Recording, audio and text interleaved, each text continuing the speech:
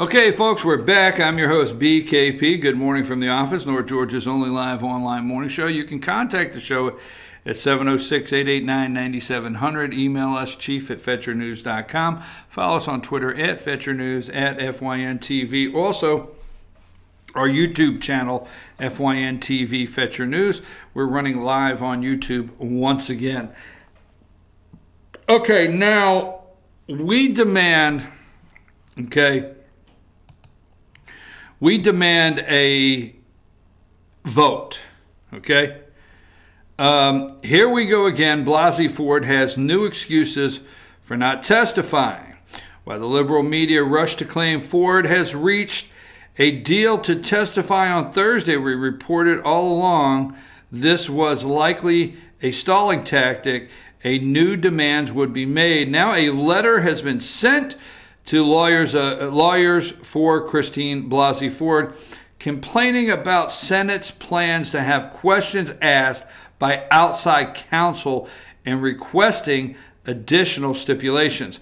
So what they want is they want you to see the 11 white guys. We've talked about that. They want you to see the 11 white guys question this poor innocent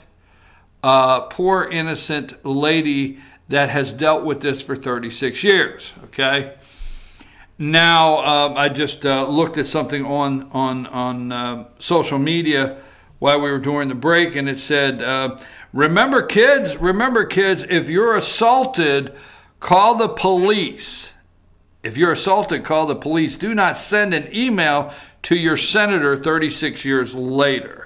Now, they have all the reasons why a woman does not discuss it, why they suppress it, maybe do not come out and talk about it, and I understand all that. And I accept in real situations, this is the case.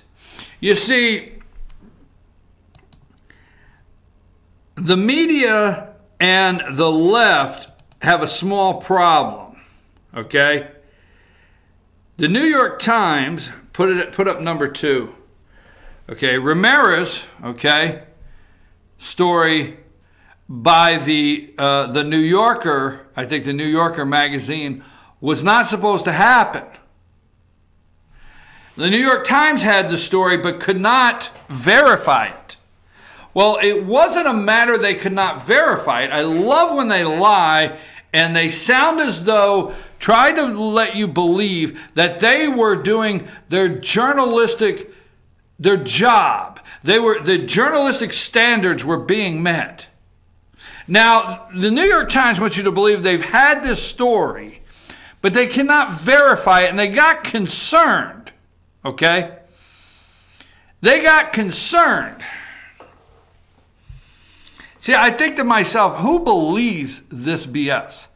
The New York Times got concerned when they could not corroborate and found out, she was drunk as a fish the night in question. And then when she called friends and was trying to corroborate her own story, she was like, was it even Brett?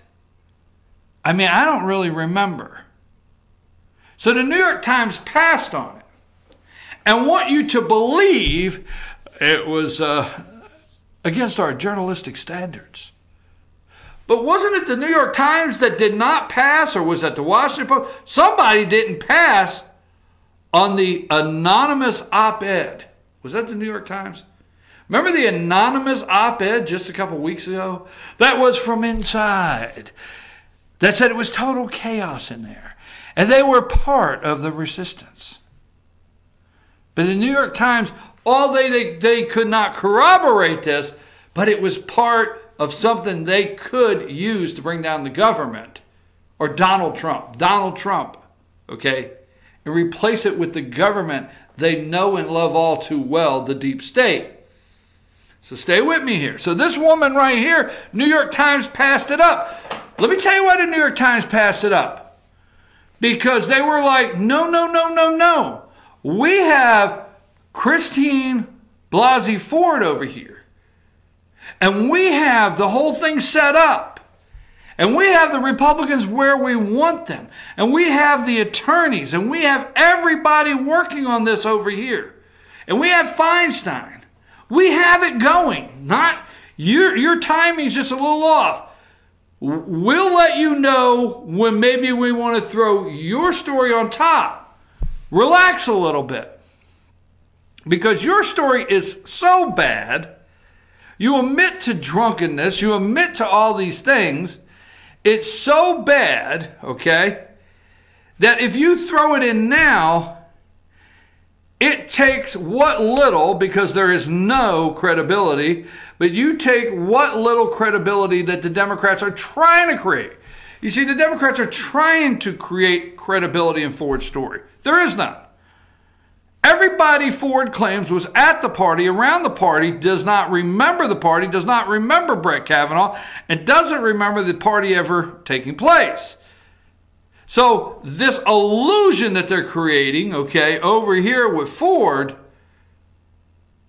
that they're trying to say is credible, and she's telling the truth just because she said it, you could be messing things up. But the New Yorker runs with it because they want to be the hero to corroborate Ford's story, but actually this story is hurting. It messed things up for them. Because this woman took 6 days with an attorney to try to recreate her memory of even if it was Brett Kavanaugh or not. So don't get confused 1 minute that the New York Times passed on the story for any other reason that it got in the way of Ford. It hurt that story. But no, everybody's wanting to be, everybody, if you notice on a daily basis, somebody new wants to be the resistance hero. Put up number 1. Kirsten Gillibrand of New York, she wants to be the resistance hero. Put up number 3. Okay? Avenatti wants to be the resistance hero. They're all fighting for in the jungle of what we call Democrat crazies to see who comes out and is the head lemur. I mean, this is like Madagascar. And they're trying to figure out who's going to be king. I swear to God, you think I'm wrong. Don't think, if you think I'm wrong here, you're mistaken. I hate to put it like that. They're all running to see who could be the king of the resistance. Do you understand if Kavanaugh falls, and they are the one that brought down the giant? Anyhow, let's move along.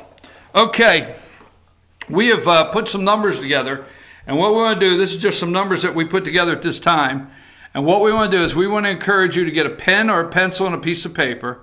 And we want to encourage you to go to social media, tweet this out, tweet it out, go to social media, post it, call your friends, send emails, just do a bulk email to everybody in your list, and demand a vote. Call these senators. Put those up, Josh. I forget what number we called it, but put that list up right here that we just created. Right there, okay? We got Grassley, Hatch, Graham, Conyer, Cohen, or what's his name? I forget, out there in Texas. I do in Lee, Cruz, Sass, Flake, I can't see, Tillis, Kennedy down there in Louisiana. There is a list of phone numbers, okay? Get something, post those, okay? Post those, and we will put that picture out also on social media, our social media, but call them today. Why, Kennedy's not my senator? No, he's not. There's 1, 2, 3, 4, 5, 6, 7, 8, 9, 10. That's 11 white guys. I just gave you the phone number of 11 white guys. Call those 11 white guys. That's the Republican 11 on the committee, okay? The Senate Judicial Committee there. Call them, those 11. Don't leave one off. And demand a vote. Demand a vote to now. If she doesn't show up Thursday, vote. Demand it. Those are the 11. We'll bring that back after the top of the hour. We'll do that about 3 times a day. So if you're not able to get it now, prepare for later in the show. Those are the 11 white guys, okay? And demand those 11 white guys vote to bring it out of committee to the floor. Okay, so now let's go to something else. Now remember, because the New York Times, the Anonymous, and every single day, these people lie so bad and they get caught in their lies, and people do not expose the lies.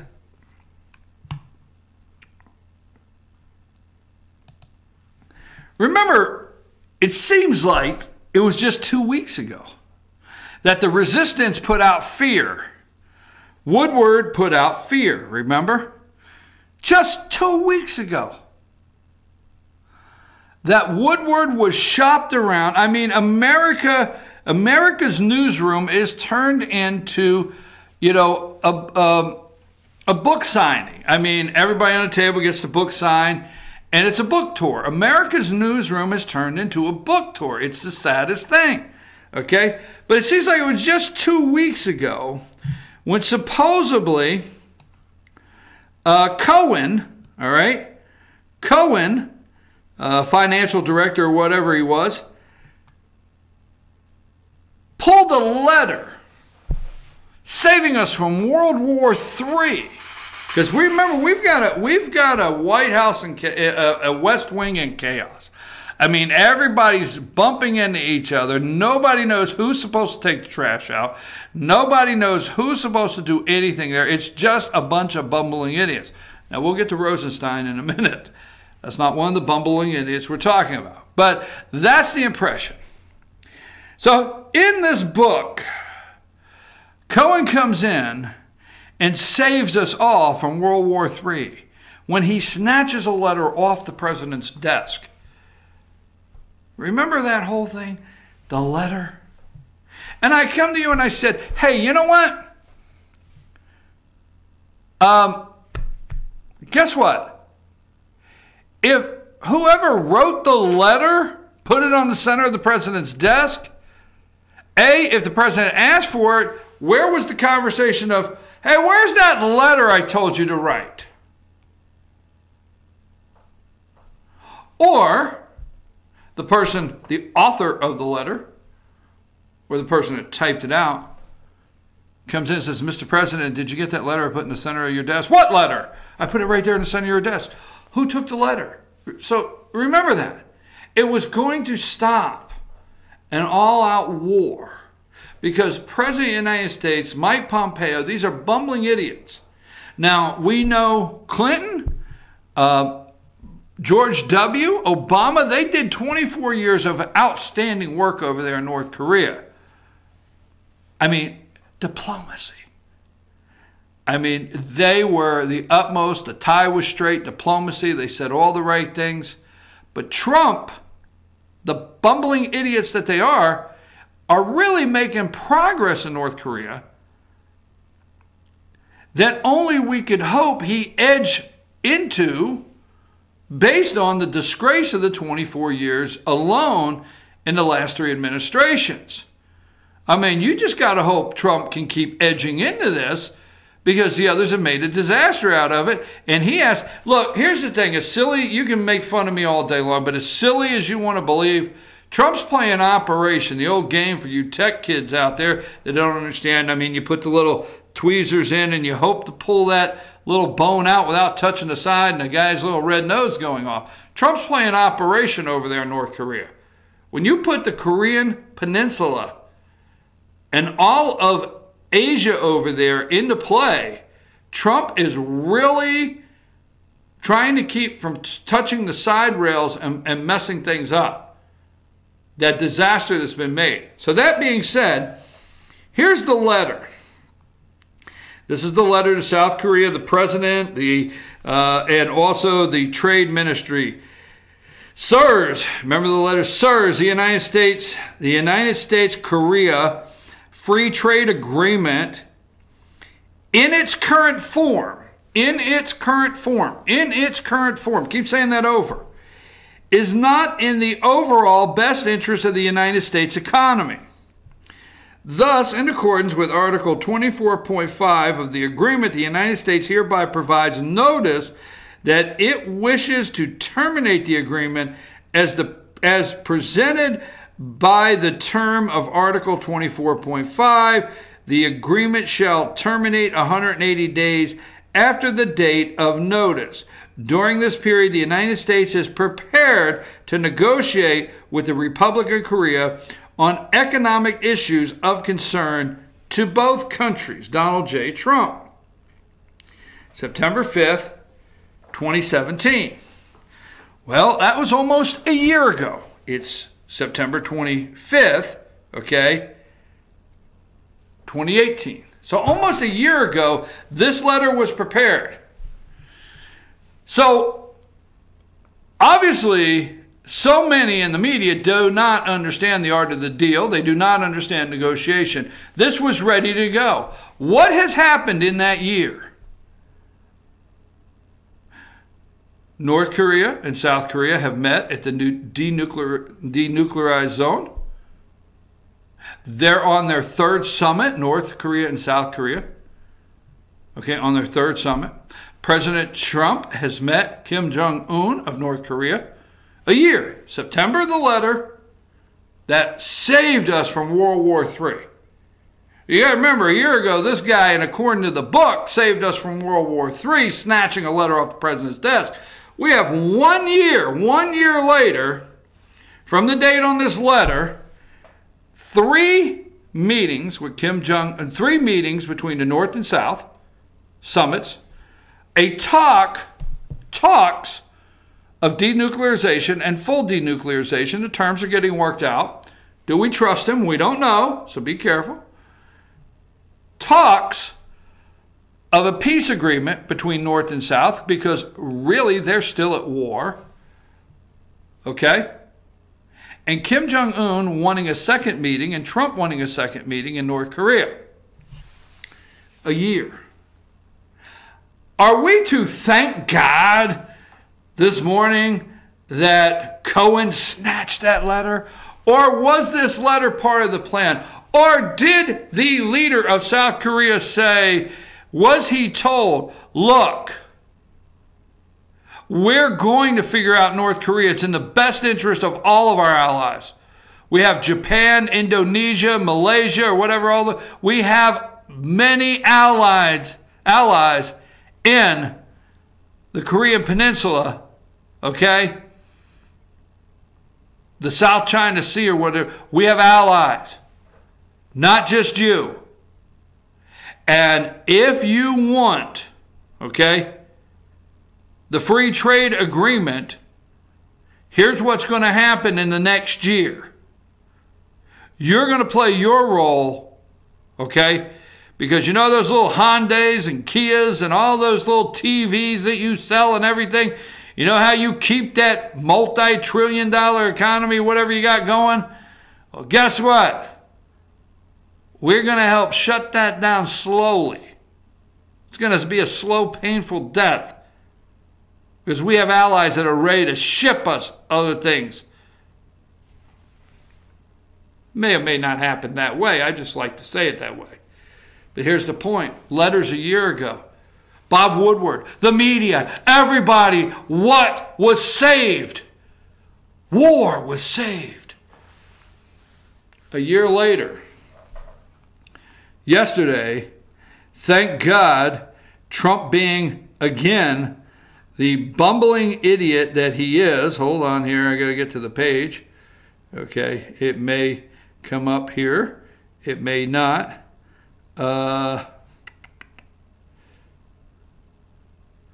Hang on just a second.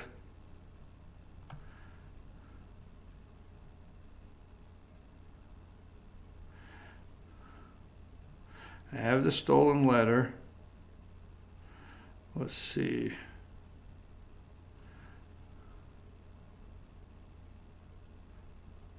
Hang on.